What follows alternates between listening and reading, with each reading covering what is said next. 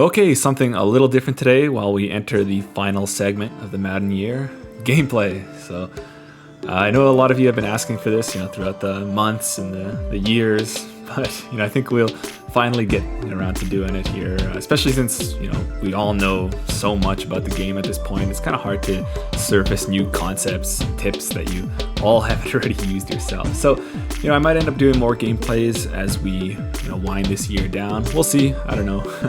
But if you still want kind of the traditional kind of in-depth tips, I still do videos somewhat frequently at the YouTube membership. So I do those every 2 weeks. They tend to be tediously in-depth. So if you don't like me yapping away at the details, probably not for you. But if you're a football and Madden nerd like me, I think it's definitely worth it. But anyway, here in this video, I'll be going over my squad a little bit, and then we'll go over a recent gameplay of mine. Nothing really exciting, but it gives a good chance to introduce my playing style a little bit for you guys. Something nice and casual and easy to go over for the first gameplay video. And then I'll try to line up more interesting matchups in the future. So those are kind of hard to come by just because I don't have too much time to play too many games. Like say on a weekend league, I'll be lucky to get more than 10 games in. So a lot of those tend to be kind of easy blowouts, but we'll keep an eye out for those and keep. I do have one interesting game to show you guys, but that'll likely be in the next video. But for now, this is how the squad looks. So obviously, we got all the absolute best players, 99s across the board. No, I mean this is just my reasonable squad here. So nothing, obviously, really special about the players. I think in general, it's just kind of get speed where you can, and then the abilities are really the thing that matters. So obviously, like the choice for any of these players, there isn't anything really involved there other than like, do they have some speed, and then do they get the abilities that I'm looking to do? And then usually I'm kind of cycling through these abilities. If you've followed kind of what I've been doing recently, I've been running a lot of O1 trap and just a lot of runs in general. So I tend to actually put a lot of abilities on my O-line. Their ratings aren't great, but I don't think they really matter above 90 or so. So I don't know. So I have Nasty Streak on my left guard, and right tackle. It would maybe be nice to have it on the left tackle as well, but maybe I'll put that on later. And then the one ability that I just really can't live without, which is Identifier at center. I put that on him, at the start of the year, and I just haven't taken that off once. So it's always nice for me to have that. Tight end. So I went out and got a 99 overall tight end just so I could play around with Tank. And then what is that? Bulldozer, I think. So you get better trucking animations. It leads to some fun moments. It's sometimes nice when somebody tries to truck you. And then they just fall right off, but usually it slows you down enough, and then the next guy can just tackle you anyway. So there's some fun moments, but I think I'm going to probably take those off. It's not really worth it. Of course, Gunslinger. Everybody needs Gunslinger. And then what I'll do is I'll put short in on my two wide receivers. Slant flat is a route combo that I like to go to a lot these days, especially, with guys running four different flat zones, and then they only have one hook in the middle.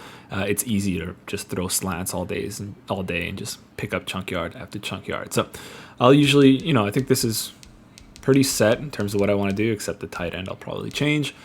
On the defensive side of things, pretty much the same. You'll see a lot of golds here in positions that I just don't use. So defensive tackle, I hardly use. I just have one defensive end because in some formations, you just need a defensive lineman to put at the nose tackle spot, and Josh Allen is my nose tackle. Otherwise, you just got linebackers and safeties, and maybe even a safety at corner would be nice down the road, but this is fine for now. In terms of abilities, I've been playing around all year with different, coverage abilities. Not so much like one step ahead, but more so, play around with like the bench press, the zone chuck stuff at the beginning, and then different knockout abilities and stuff like that. But I just don't think they're really worth it. Sometimes they can be fun here and there, but I just kind of gave up on those, and now I'm just investing heavily on my two interior defensive linemen. So Josh Allen, who's usually my one tech, and then the golden ticket Jadeveon Clowney here, which is usually my three tech. and I'll cycle between those guys in terms of my user. So if you followed me this year, you know that I use the D line a lot. I think it's actually a lot funner than using in coverage. I think it kind of opens the game up in ways that we usually aren't really used to. So the past few years have just been on the linebacker, or the safety, and doing the traditional circle around, try to find the nearest threat and things like that. But that kind of gets old. That got old for me, and just being able to do something different was huge for me this year. I think it was really, really fun, and you'll see that in these videos. I'm primarily on these guys. So on Josh Allen, what I have buy one, get one free. So that's 1 AP, easy. I'll be able to get that pass rush point back in case I have to use 2, so I don't have to lose anything. I have inside stuff on him. I just put that on recently. I don't know how useful it's going to be, but it's there. And then under pressure, again, I don't know. I've had it kind of on, off and on throughout the year, but I still don't know if it's really worth it. To be honest, on defense, I could probably go without any abilities and be just fine. And then on Clowney, how do I bring up the rest of these abilities here? Because he is a golden ticket. He is 99 overall, so he does get 5 different abilities.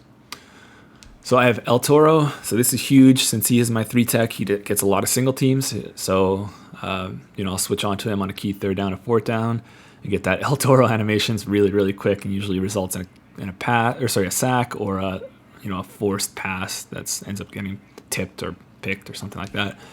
Buy one, get one free is nice. Inside stuff. Unpredictable is nice to keep the blocker resistance low. If you are splitting double teams, blocker resistance doesn't matter, but if you are single teamed, which he will be as a 3-tech, it is nice to have. And then Lurker, I threw that on just because it's 1 AP, and I thought it was kind of funny.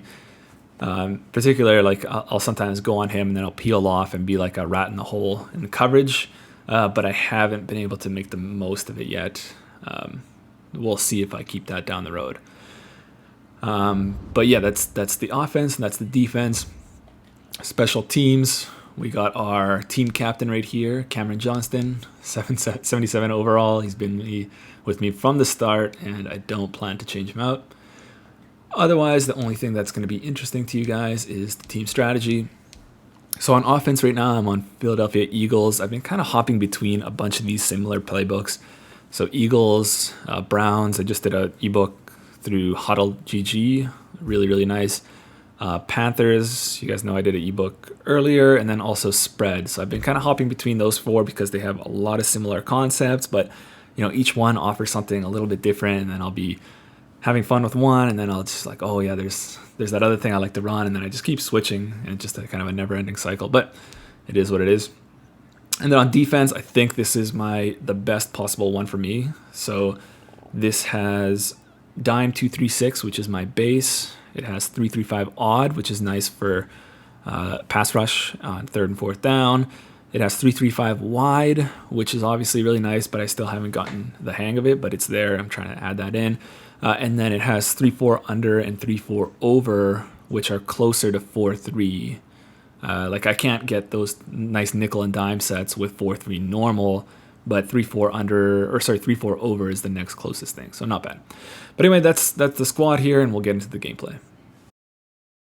Okay, starting off with this base Dime 236. Usually I'm on that D line, splitting those double teams, whether it's in the run or the pass, just relentless pressure towards the quarterback or the running back.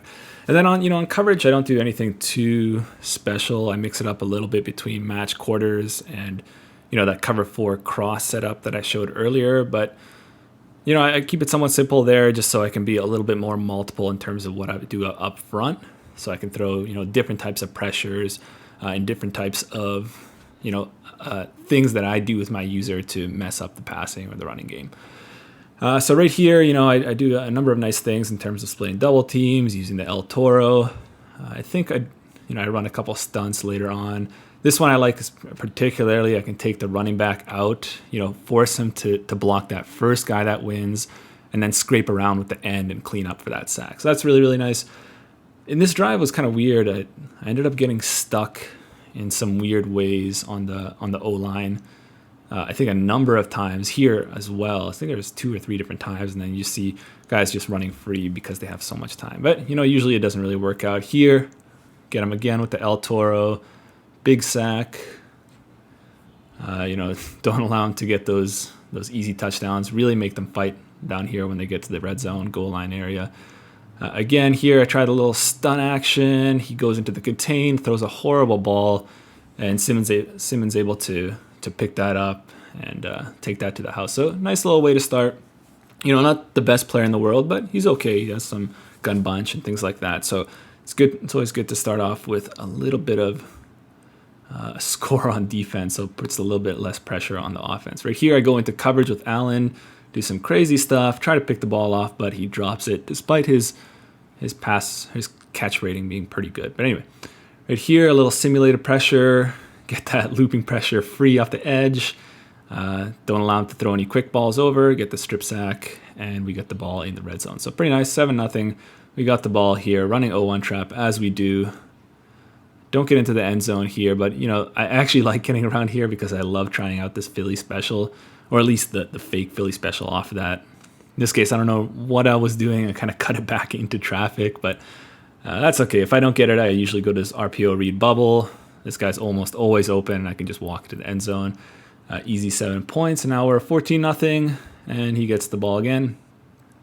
Got a little bit greedy there in terms of the 3-tech. Usually I'm not on him if I'm trying to defend the run, but he was able to sneak in there for a nice chunk of yards. Here again, split the double team, peel off on the defensive end, peel around the left tackle, and so force him to throw a bad ball, and then we get the pick there. So pretty easy stuff so far. At this point, I'm just kind of trying to mix up the play calls.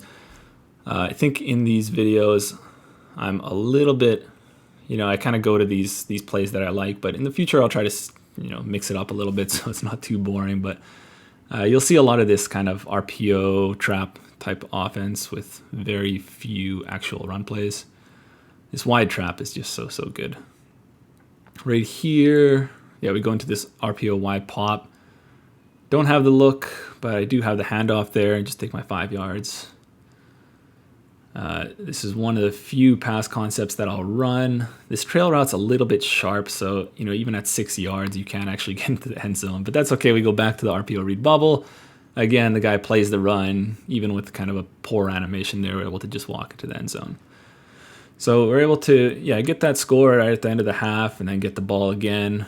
A little jet sweep action to Shockey. Try to truck some dudes with tank and bulldozer. Don't really get anything, but big chunky yards.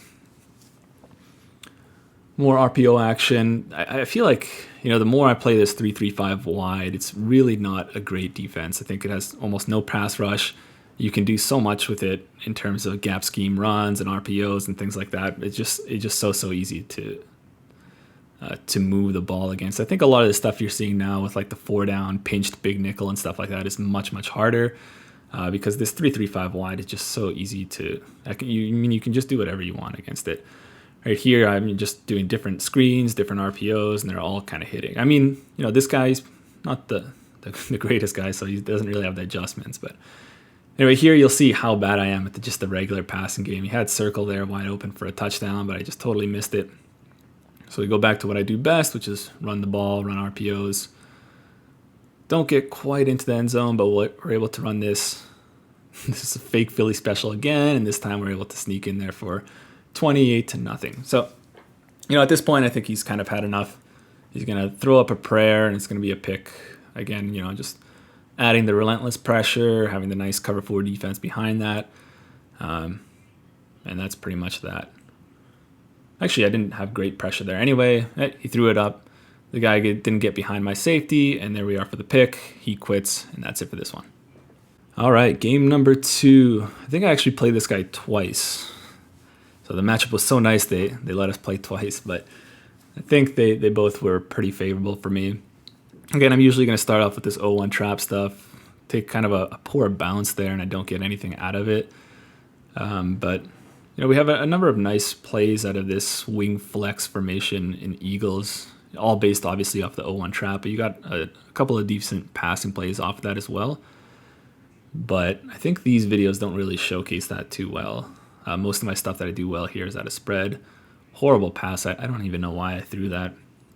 But on third down, fourth down, I usually coded this kind of double out type of stuff. I think I did a video on this maybe a month ago or so, where you look at the out from the receiver. If it's not there, you go to the out from the tight end, and usually that's there. So I'll usually just break that down on third down or fourth and long, and it's usually money for me. RPO wide pop, always a fun play to run. RPO bubble from the trio. The RPO read from double stack. So you see a common theme here. But yeah, I mean, definitely leave some comments below if you have any questions about some of the stuff I'm running. I know a lot of it, I have kind of gone over in the past as we get the fake Philly special again. But a lot of it I haven't made videos on or anything like that. So definitely leave some questions that, how are you running that? Why are you running that? And things like that. And I'll definitely leave a response. Maybe not immediately, but within a few days, I usually get to that. Here you see, this guy's running a lot of his trips tight end, which has for the last couple of years just been the toughest possible thing for me to defend. Like this year, gun bunch, love to defend it, very, very easy. But some of this trips tight end stuff is still so tough for me. So I'm trying out the 3-3-5 wide, but I'm still not great at setting up the adjustments and everything in time. So I think the games that I played around this time, I was still trying to get used to it. I'm a little better now, but it's still a little bit rough for me. So when I can get them in gun bunch and passing situations where I can just tee off on the passer, I think it's obviously much easier for me. So we get the pick there. We're up 7-0, but you're going to start to see some pretty stupid things from me. So right here, this is a really nice passing play out of this, single back wing flex, where you have this super deep crosser, and then you can run the PA boot. But I mean, the user is still so tough this year. Like you see, he engaged with the lineman, was still able to recover in time. So that was annoying. Right here, I usually look for this corner route unless I see the out route open to the boundary. In this case, I thought it was, but the corner just makes a crazy play. So I can't really be mad there. I thought it was going to be open, but he just made a good play. And then for whatever reason, I mean, this guy, he's been doing so well, trips tight end. He goes to some of these formations that are just not really good, at least for him. He doesn't really know what he's doing with them. So if he would have stayed in trips tight end, I think he could have just moved the ball so easily against me. But he's trying to mix it up a little bit, going to gun bunch, and usually that doesn't really work out for you. See, I can just tee off El Toro, get huge sack for a loss here, and then from there, it's just much more difficult. I think he actually ends up converting here. He goes back to trips tight end. Obviously, it's just really good. Gun bunch, yeah, I get him with the nice little B gap to B gap stun right there, and so now I think that was the last play. So we're back here on. Actually, I don't know what happened there. I think he had to punt after that. So now I got the ball, little 0-1 trap followed by a wide trap or a 5-6 trap, followed by some hurry up action. Go back to the wide trap right here. So yeah, I mean, it's pretty much the same stuff over and over again. But I mean, if you cycle between this stuff enough, they don't get really a chance to develop a defense for that. So, usually for the offenses I'm running, whether that's in Cleveland or Philly or Carolina, I like to get as many plays as I possibly can. And what that allows me to do is just cycle through all of them. And so it's hard for my opponent to, develop a defense for that. And so, I'm not very great at the game, right? You saw some of my passing progressions. I'm not able to quickly pick up on that stuff post-snap. But if I have, a bunch of plays that I know, pre-snap, what they're going to look like, or post-snap, I have one, maybe two reads, that's when things can be good for me. But when I have some actual passing reads, like right here, it sometimes doesn't end up so nice for me. So right here, I thought I had that trail route, but what I didn't really take into account there was that you can protect the sticks around there, and you can easily jump those routes. So you got to be careful there on the red zone. But at the end of the day, I always got the defense, the pass rush there, so I was able to get a nice safety, so we can get up 2 possessions at the half. Right here, split the double team. I think actually he does a really good job in this. this possession and just moving the ball with quick passes right here. You see, to the running back, to these little corner routes, these out routes, and he's just moving the chains. There, I'm not able to get the adjustments in time. Right here, also just struggling trying to get my adjustments in. He's just kind of able to do whatever he wants. Poor user play, all this stuff just not working out for me. But eventually we go back to what works for us. We know that he has to pass, and we just go ahead and split that single team or that double team, force that fumble, and get the ball back. So now we're 9-0. Third quarter, we got the ball around half the field. We try another one of these ultra deep crossers, but again, he's able to just peel off. But, we always have that last resort with that tight end delay fade, so we're able to get a few chunk yards there. Little throwaway play here. I don't know really what I was thinking there. Go back to the bread and butter 0-1 trap. See how well it works for me. I think it doesn't really go well here. I mean, he's got those safeties 5 yards, 6-7 yards. So it's kind of hard to run even against these really good running plays. Right there, a little pass commit, so I wasn't able to run the RPO read bubble.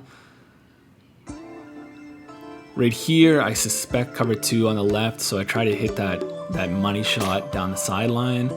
And I think I could have made it, but he tries to be a little bit too aggressive, gets the pass interference, and I think he's had enough there. He's a little bit frustrated. So that's it for this one.